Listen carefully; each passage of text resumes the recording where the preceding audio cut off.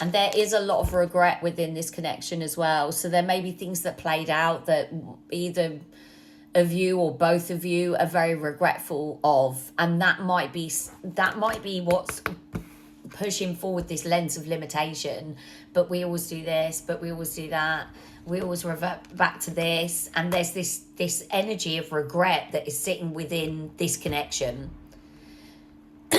So we really need to try and step away from that regret. You can't rewrite the past. You can't. What's done is done. So try not to sit in that energy of thinking, but I should have done this, I should have done that.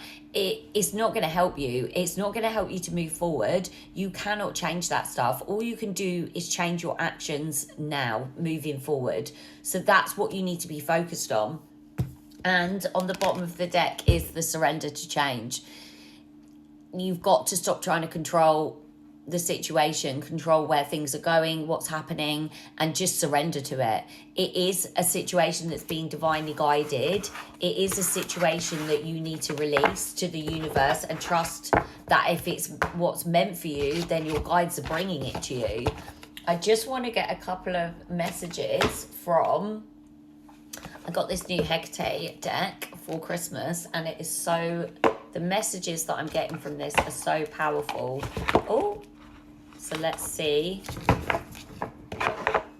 what messages Hecate can give us to help us through this connection. So you are being guided towards your destiny. So this is a divine connection. So this is either going to be a twin flame connection or a karmic soulmate connection, because obviously there's lessons that need to be worked through here. What guidance can you give the collective on this connection, please? There's lessons that need to be worked through here.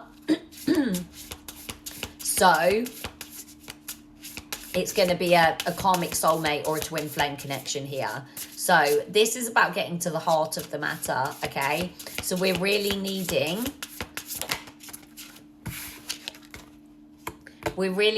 to embrace these energies. So what is at the core of this situation that you're going through? What is at the heart of it? We really need to try and look at that and shift our perception, shift the way that we're looking at things. But you are being guided to call on your inner strength and to really step into that energy so that you're able to bring this connection back into union, because ultimately that's what's needed here, is for this to come back into union. You've reconnected, but you're not in unity with your energy and your actions with this person.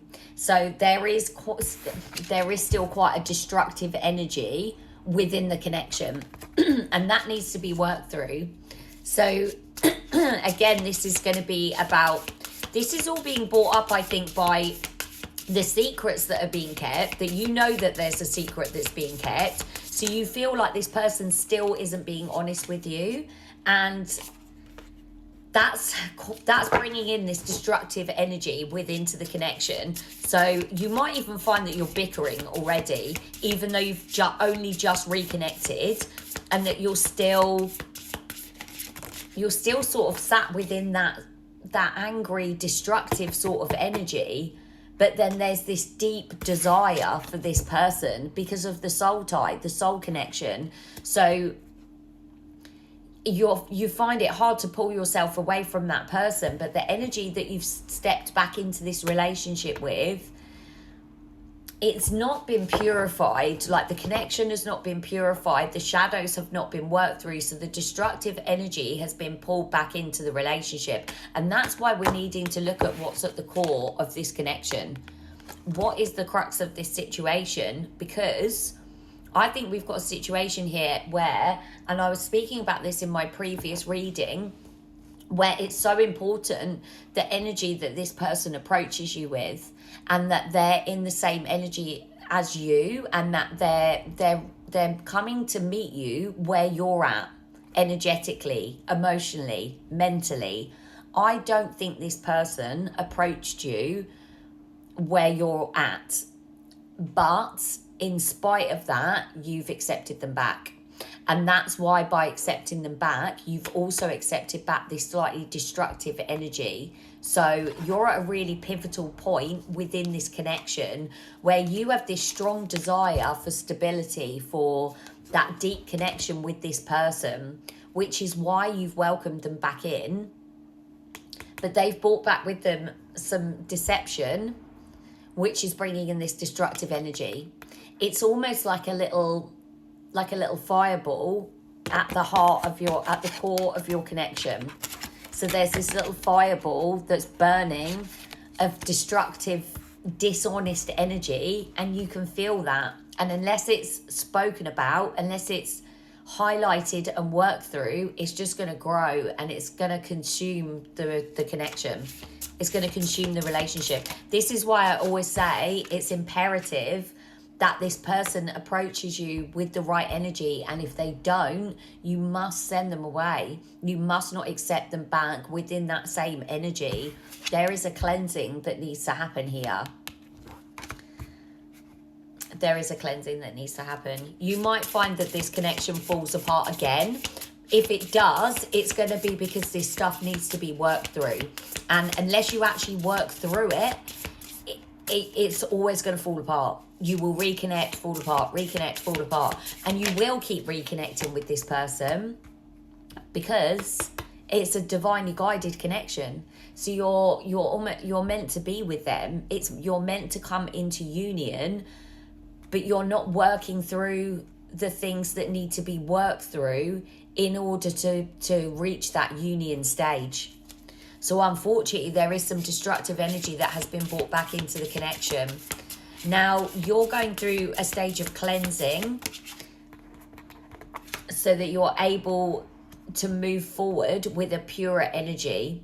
There may even be a need to cut cords here to release some of that energy, but you are going through cycles.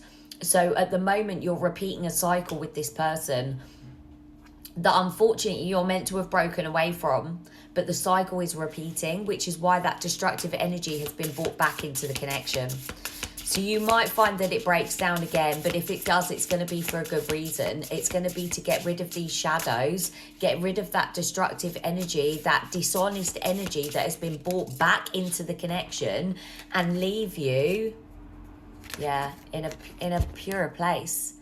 This is about salvation. This is about moving forward into a pure energy with this person where you would be in complete alignment with them.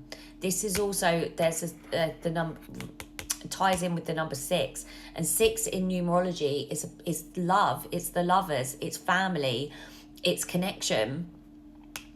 You're needing to come into that sovereign energy,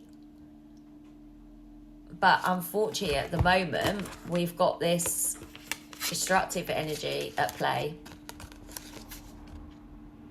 So it's about balancing these energies. It's about balancing the shadow side and the light side, and working through those shadows so that they're able to leave the connection, and you're just left with this purity, this pure connection with this person. You have a very, very deep connection with this person. You will be in union with them. They are the person that you're meant to be with. But unless you can release those shadows and work through that within the connection, then there is a strong potential that this is just going to fall apart again. And this is why I always say it's so important that if someone reapproaches you after a connection has broken down, a relationship has broken down, and their energy hasn't shifted, their perception hasn't shifted, it is imperative that you do not accept them back at that point. Otherwise, all you do is bring the destruction and the chaos back into the connection with you.